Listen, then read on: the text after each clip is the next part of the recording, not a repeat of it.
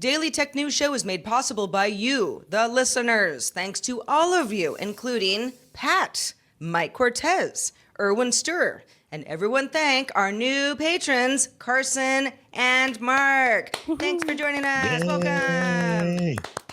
On this episode of DTNS, Apple and Meta fight over interoperability in the EU. Tesla looks to the Lone Star State for its Robotaxi service. And what happens when you blame ChatGPT for hallucinating, but you didn't really actually use it? Justin Robert Young has thoughts.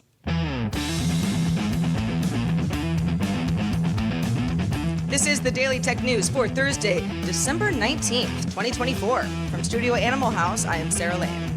From Columbus, Ohio, I'm Robb Dunewood. From deep in the heart of Texas, I'm Justin Robert Young. And I'm the show's producer, Roger Chang.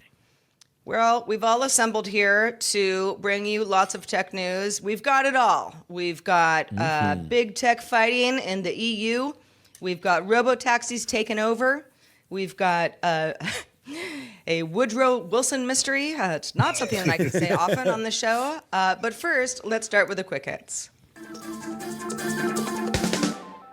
The global wrist-worn device market saw a slight decline of 1% in 2024, largely due to market saturation in regions like India and the US. But China drove growth with a 20.1% increase in the region, with smartwatches overall in a global dip of 3.8%, but China's shipments rising 23.3%. Huawei led the pack. Apple continued to get competition from Xiaomi and Samsung, and BBK held onto its dominance in China's kids' watch market. Sony increased its stake in Katakawa Corporation to 10% with a $300 million investment, becoming Katakawa's largest shareholder. This follows speculation about a potential outright acquisition, which would have given Sony control over Katakawa's holdings in movies, TV, publishing, and video games, including Elden Ring developer From Software. Sony and Katakawa say they plan to collaborate on adapting and developing Katakawa IP. Microsoft will expand live translation capabilities to Intel and AMD-based Copilot Plus PCs. Windows 11 insiders in the dev channel get real-time English subtitles for audio content in over 44 languages. First available on Qualcomm-powered devices, this feature works with multiple audio sources like YouTube videos, live video conferences, and general recordings. You just play the audio on your Copilot Plus PC, and Windows 11 automatically generates English captions in real time. Google unveiled Gemini 2.0 Flash Thinking Experimental, a reasoning AI model made for complex problem solving in programming, math, and physics, available as part of AI Studio platform. It's built on Gemini 2.0 Flash and uses thoughts to enhance reasoning and fact checks itself. Reuters reports that Apple is in talks with Tencent and ByteDance to integrate their artificial intelligence models into iPhones in China. Apple rolled out OpenAI's ChatGPT integration with Siri earlier this month, but ChatGPT isn't available in China, which has Apple looking for local partners for those AI features while it tries to get back market share in the country at the same time. The information reported earlier this month that Apple and Baidu have also been in talks, but the discussions reportedly face setbacks due to technical issues, including disputes over using iPhone user data to train those AI models. Yeah, Apple really doesn't want other companies to use its data, does it? Apple and Meta are in a dispute over interoperability requests mandated by the European Union's Digital Markets Act, or the DMA.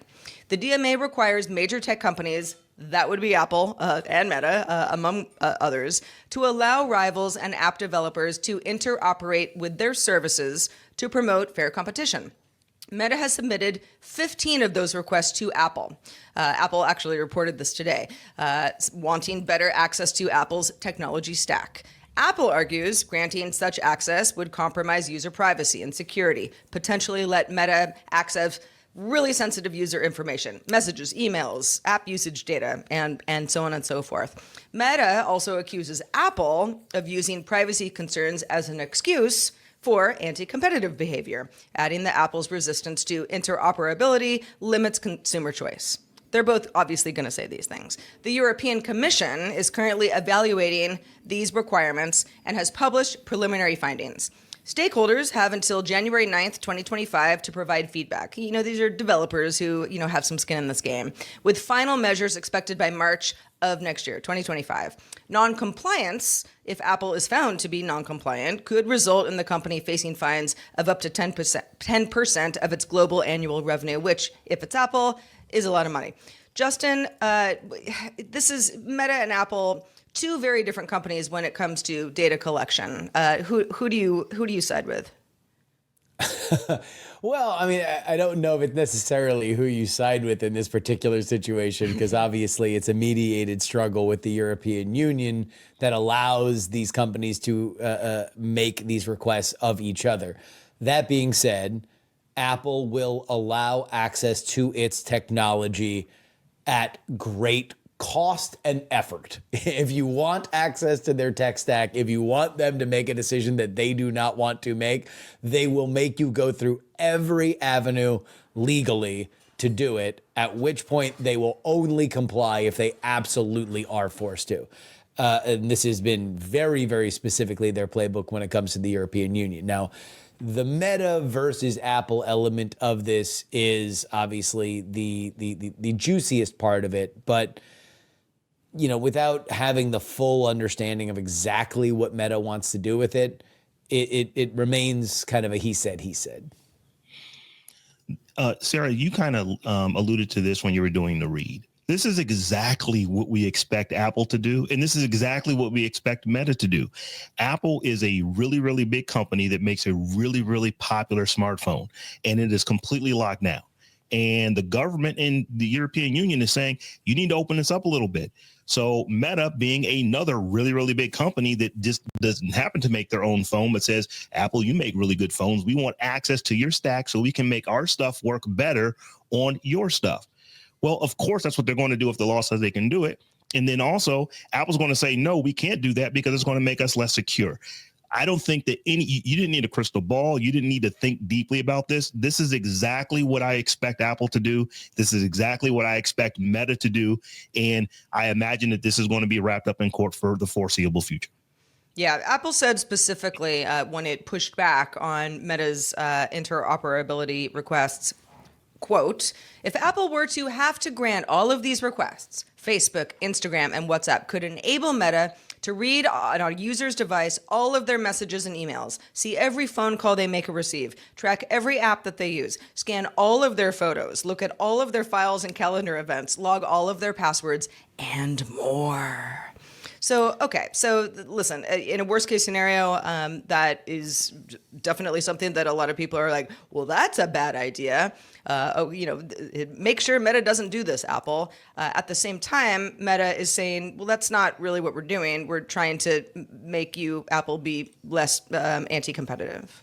And the last time that then Facebook and Apple got into a fight like this, it was when Apple did its ask not to track and Facebook threw an absolute fit because being allowed to track its users across other apps with a already on version of the app, so you'd have to go deep into the settings to turn it off, allowed them to help advertisers target data a lot better. So for you, the consumer, this is an alien versus predator situation. You have two companies that very much have their own way of looking at the world.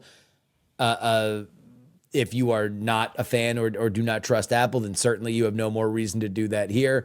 And similarly with Meta. Meta, again, is an ad sales company. No matter what else they do, the way they make money is by selling your data to advertisers so advertisers can sell you a awesome gift for the holidays. They did try that Facebook phone back in the day. Remember the Facebook phone? I never had one. It was horrible. It was truly. I mean, it was a phone and it you could make phone calls on it, but compared to what Android was doing and what Apple was doing, it wasn't. Well, you either have to go all in on that or just skin an Android phone or, just do, your own. Yeah, I am interested I should say, I find it interesting that Apple's mode of operandi is that they asked us for all of our source code and want to send it to them unencrypted through SMS and MMS, because that's everybody's going to get access to it, and then you can just break everything that we have.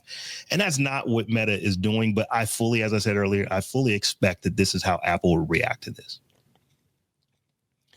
So Tesla's looking at a bunch of cities in Texas, including Austin, to try out their long-awaited Robotaxi service. Apparently, someone from Tesla has been talking to the city in Austin since May. They even had a meeting this month to teach first responders how to deal with Tesla's self-driving cars. The Tesla person said Austin's definitely on the radar, but they haven't picked a spot yet because they have a lot of choices. So Justin, I know you live in Austin, so I just was thinking, are you excited to see this come? Is this something you're going to sign up for soon? If Austin happens to be the first city, is this something you're looking forward to? Oh, I'll definitely sign up for it. I wanted to sign up for Waymo, and then Waymo wound up cutting a deal with Uber. So now it'll just be every once in a while a Waymo will show up instead of an Uber if they ever expand it down to where I am, which is just south of the initial Waymo area. But certainly, I believe in self-driving cars, and I believe that they could more cheaply and effectively get me from point A to point B if I needed to get a ride in the times that I do desperately need it. The question is exactly where. Now, look, Tesla has a relationship with Austin. There's no doubt about it. They've got several Tesla stores here. They're just building a brand new showroom on the Wyatt Oak Hill for Texas, Central Texas locals. And Elon Musk has headquartered a few of his companies here since he decamped from Los Angeles. It makes the most sense that it would be in Austin. That being said, if it were not to be in Austin, one of the things that you do have to remember is that the dichotomy of this city is that A, it's the capital of Texas, which is super majority Republican controlled, but the city itself is the most liberal city in Texas. So if the very much partisan now Elon Musk post-election does not get everything that he wants, it may well be because there is a democratically controlled city council here, and now he is not just an entrepreneur asking for technocratic things. He is somebody that is very much on the field, as it were, in terms of politics. I wonder when self-driving cars, and we're still in the early days. A lot of people don't have access to them at all. I have a lot of access to Waymo cars here where I am in my part of LA, and they're all over the place. I mean, truly, it's like every third car now. It's kind of crazy. Maybe it's just my neighborhood. I'm not sure. But I wonder how much the experience of the Robotaxi will matter. I remember when Uber in its infancy launched in San Francisco. It was called Uber Taxi at the time, and had to change its name to Uber, which a lot of people don't even remember, but that's what it was called. And it was a novel thing. Then you got Lyft. And so it was like, oh, okay, you have some options. And they went back and forth on pricing. That was that was kind of the only reason that you would choose one over the other. Or maybe just, I don't know, you had better access with Uber where, it would get to your house in 3 minutes. Right, yeah. Yeah. And I had a variety of friends who, I don't know, for whatever reason, driving for Uber was more problematic than driving for Lyft, kind of in their off hours just to make a few bucks type thing. So that was kind of, you had this sort of war of the you don't have your own car. How are you going to get somewhere besides using public transportation or traditional taxi? And the Robotaxi stuff, the Waymo experience, I've really only been in a Waymo like 10 times total, but it's very seamless, works really well. You feel safe. I mean, maybe some people wouldn't, but I do. It's like, how do they compete? I guess it just turns into a price thing again. Once you're both in the same market. Yeah, I think that it would be based off of price. I mean, you're talking about autonomous vehicles. There's no one in the car, so you're not going to have like that customer service of talking back and forth with someone. Right, there's the car working and doing what's supposed to do. That's going to be a big thing. But I think ultimately, if these things get to where they are, we're using them just as much as we use Uber and Lyft today, it'll be because the technology works. So I think the competition ultimately is just going to try to keep the prices low. I don't know where else you're going to be able to. It would be fleet investment too, right? It would be, because ultimately the customer experience is, I hit a button. How fast from when I hit that button can I get to where I want to go versus if I had a car magically and I drove it myself right now. And the reason why Uber works better in larger cities is because there's simply more cars. There's more people that are out there driving Uber at that very moment. If you have a larger fleet investment in a certain city for Waymo or Tesla, then you are going to have a faster ride from here to there. So that would be probably the biggest thing, is that once you have the ability to do it, how many cars are you putting on the street? How much does that cost versus how much you are going to be able to run people hither and yon? That is a good point. The rating system, again, in the early days, extremely important. I remember once, I had like a 4.6 or something, and I was like, what did I do? I just sat there in the back seat because you rate the driver and they rate you. And, it goes both ways. Like, drivers could be like, sounds like a problematic person. I'm not going to pick her up. I'm just going to let somebody else do it.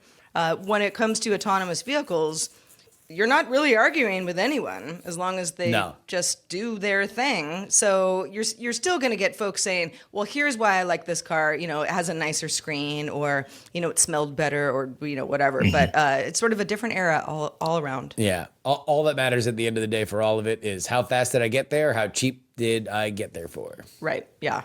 Did we get in an accident? No. Cool. Awesome. If you have a thought about autonomous vehicles or anything that we talk about on the show and you want to let us know, well, email works really well. Email us at feedback@dailytechnewsshow.com. During a discussion of presidential pardons for family members on the TV show The View, panelist Anna Navarro claimed that President Woodrow Wilson once pardoned his brother-in-law, Hunter deButts. This did not appear to have ever happened, but you would be forgiven for just believing her because she said, well, ChatGPT told me. After being criticized for the error by some, Navarro claimed, yeah, I used ChatGPT, it got some misinformation, and shared a screenshot of the fact that this is what happened. Wasn't her fault, ChatGPT's fault, but the screenshot she shared showed proof that maybe it wasn't as ChatGPT as she said. And Justin, I know you immediately got a spidey sense of something being a little amiss here. So walk us through it. I know that all of the forebearers that created and run the S.I. Newhouse School for Public Communications, one of the best journalism schools in America at Syracuse University, hang their head in shame knowing that I took the training that they gave me and I have dusted off these investigative fingers only so I could run down who indeed was Hunter Butts and where did he come from. Quick correction to the setup here. She did not, Anna Navarro, say this on The View. She is a View panelist, but this was on her personal Twitter account. Right. And right, yes. Went a little something like this. Hunter deButts was pardoned by his brother-in-law, Woodrow Wilson, back at the early part of the 20th century. That did not happen. Hunter deButts did not exist. Despite having a hilariously funny name, that seems to be some kind of hallucination. However, either me or my friend Andrew Main, my co-host on The Attention Mechanism and former prompt engineer, the first prompt engineer for OpenAI, we were not able to replicate that hallucination. And that is one thing about LLMs, is that you are usually able to, using the exact same prompt, have something along the lines of the same hallucination. Hunter deButts not to be found. The other problem with Anna Navarro's screen grab was that it looked like it was an old user interface for ChatGPT. So how is that happening at the time that she put this out, which was December 3rd? So I went down the rabbit hole. I tried, Andrew and I tried to figure this out. He tried a bunch of different LLMs. We're not able to recreate it. I tried a bunch of different knockoff ChatGPT services, like the things that when you search in the iOS store for ChatGPT, the stuff that is not the official app that are dominating that top 10. It's called like Chat LM or whatever. Exactly. Looks a lot like it. They all use subscriptions, by the way. Please, nobody. I mean, you guys are DTNS listeners, so you know nobody ever used these. ChatGPT is free. It's fine. Could not replicate it and couldn't find the same UI. So I talked about it on the Politics show, and I asked the listeners, hey, if you can replicate this, please let me know. And sure enough, there was one listener who was able to do it, and indeed had the same user interface that Anna Navarro had. Now, let me roll that back a second. He was not able to recreate Hunter deButts. He did have the same UI. So at least we proved that that was replicatable with the official ChatGPT app. But the links that he got for the other two answers when he asked whether or not there have been presidential pardons offered to family members were from a website that was a bunch of listicles. When I looked for the author of the article that was served, it was very clearly an AI picture. I then investigated who ran that listicle site, and it's an ad tech company that says we are providing the future of AI or the future of advertising in a post-cookie world using generative AI. The last time that article was edited was the same day as the Anna Navarro tweet. So my supposition, and this is a little bit of reaching, is that Anna Navarro was fed that exact screen grab the way she showed it. And the reason why was because this chum listicle AI site invented Hunter deButts. So yes, it was likely. So Hunter deButts is not like on a byline from the site in any way. No. No, but it was edited that same day. And so my thought is that they saw a lot of inbound traffic because they were the website on the internet that had Hunter deButts on it. They then edited it because they wanted to stay in the good graces of whatever the mojo is that's getting them surfaced in generative AI searches, which means, by the way, that SEO, that there are people who are rightly probably trying to crack AI search SEO, which is probably the tech story here. That there's a whole new world there, and exactly how ChatGPT responds to that is going to be up to ChatGPT. There is a little bit of a bonus add-on to this, is that when I put out that episode where I revealed all that information, I was contacted by Anna Navarro of The View. She slid into my DMs and she clicked on the links On that X? she was served. Yeah, she clicked on the link that she was served in that initial search, and she says that it took her to Wikipedia and Britannica. So it didn't take her to the site that I was thinking it was going to take her. And so the mystery of Hunter deButts remains. Where did you come from? Where did you go? Hunter deButts. Oh, Hunter deButts. Well, okay, so it's odd that the one person that got a hold of you on PX3 said, no, I can replicate that screen that she sees, but Except you couldn't, for Hunter deButts. and Andrew couldn't. Well, no, except for Hunter deButts. So really, the key with the listener was not that he was able to recreate it in the answer, but it was just the UI, the UI of that, which I thought was impossible to replicate, was possible to replicate. And he was not doing anything fancy. He just had ChatGPT. He paid for it for a little bit. He had let it lapse. So I don't know whether or not that's part of the reason why the UI was what it was. But I thought that was impossible. It was not impossible. Somebody was able to do that. So now you can slide away the idea that this was maybe recreated on some site or photoshopped or whatever, right? What still remains, nobody has been able to recreate the answer.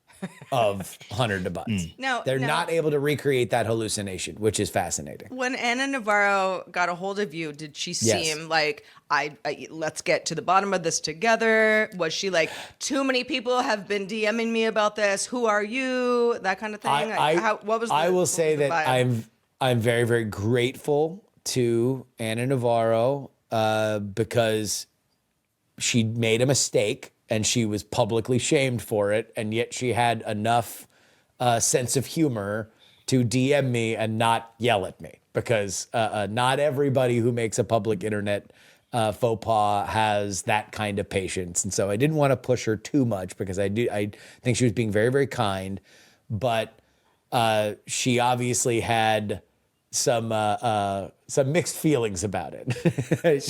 she was flabbergasted that anyone would think that she would make up the name Hunter deButts. Right. So if I'm following everything, it does not look like she made this up, which is what a lot of people were initially saying. It's like, oh, you're just out here lying. That doesn't appear to be the case. It looks like she actually did search this and just got fed some fake news that she repeated on Twitter. Is that a fair estimation of what happened? Yes. I think that is by far the most likely outcome. Now, without being able to recreate anything, there's no way to know for sure, but I have no reason to believe that she photoshopped it. The question was whether or not ChatGPT hallucinated it, or it went out to the web and just got bad information. And that, in the world of ChatGPT search, is actually a really important designation. And that's why I think the Verge article that we linked here is really bad. That's a bad article, and the person who wrote it should feel bad about it. You know what? Yeah, the whole who is Hunter deButts doesn't seem to be a real person. I have had ChatGPT and other LLMs, but ChatGPT is the one that I try to throw spaghetti at the wall sometimes and just see what happens. And it will hallucinate in ways where I'm like, okay, I think I kind of get why you did that. You know, you got a little confused because maybe I fed you, a URL rather than just text of an article, because that will always throw it off, because you get all the other like weird stuff that would be on a website that turns strange when it turns into text. But just create Woodrow Wilson's brother-in-law, who apparently ended up in exile in Cuba. I mean, there was a whole story about Hunter deButts, and just was not just never happened. Yeah, I made up a story that I told when I was doing the story, and it did involve him ending up in Cuba. So, this is the kind of new frontier, though, and ultimately, if you only think of AI as just like, take out the idea that you can ask it anything and it will confidently answer. That's one part of generative AI. The other part is, can it be a viable search engine? Can it do better than spiders crawling the internet to find things that would otherwise be found in what we understand as a traditional Google search? There's a lot of money. There's billions and billions of dollars riding on whether or not it can be that. And that's what I found fascinating about this, especially if my initial conclusion is true, and that there are companies right now that are trying to figure out what the new field of SEO is, something that reached really full maturity with our modern search system, which I think has out and out degraded the experience. I'll just say this. It's got to be cool for PX3 that if you search for Hunter deButts, it comes up on the first page for a non-existent person, for a non-existent thing that has actually never happened. I'll tell you what, we are, we seek to be number one in Hunter deButts news, not number two. Yeah. Well, Justin Robert Young, we want to thank you for participating with us this week on Daily Tech News Show. Can you tell the folks where they can find you, what you've got going on? Well, I mentioned my podcast, my AI podcast, The Attention Mechanism. I probably should have mentioned it more often here on this show, but Andrew Main, who, again, is the first prompt engineer for OpenAI, joins me each and every week, and we discuss the latest in AI. There are a few minds that I trust more, not only because he's been my friend forever, but also because he has been in the belly of the beast and remains on the frontier of not just the OpenAI models, but Google's models, Anthropic's models, and a lot of the open source ones. We do our best to try to make it clear for you guys. And so if you are interested in a dedicated AI podcast from somebody who has been in the belly of the beast, then check us out, The Intention Mechanism. Excellent. Patrons, stick around for our extended show, Good Day Internet. Instagram is going to be getting a lot more generative AI videos sooner than later. You might like it, you might not. We'll talk about the good, the bad, and the puppets. You can also catch the show live Monday through Friday at 4 p.m. Eastern, 2100 UTC. Find out more at dailytechnewsshow.com/live. We'll be back tomorrow with Shannon Morse and Len Peralta. See you folks tomorrow. The DTNS family of podcasts, helping each other understand. Diamond Club hopes you have enjoyed this program.